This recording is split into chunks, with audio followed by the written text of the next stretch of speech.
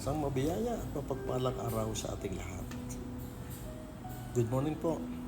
Salamat po na sa araw na ito tayong lahat po ay humihinga, buhay at mayroong pagkilos. Alam niyo po, kahit na ano pa ang mangyari, hindi lamang po sa Pilipinas kundi sa buong sanglibutan. Napakarami po ng mga bagay na wala tayong katiyakan kung anong pwede mangyari ngayon, mamaya or bukas. Pero meron akong isang mabuting balita sa inyong lahat. Meron tayong isang katiyakan na 101% na ang katiyakan ito ay tayong lahat, anuman ang kalagayan sa buhay, anuman ang ating estado, tayo man ay pinakamarumi, pinakamakasalanan.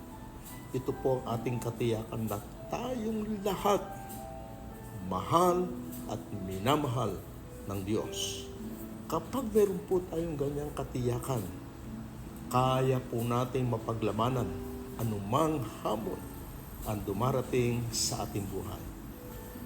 God bless us all, and this is your friend, Pastor Nap Trinidad saying, God loves you.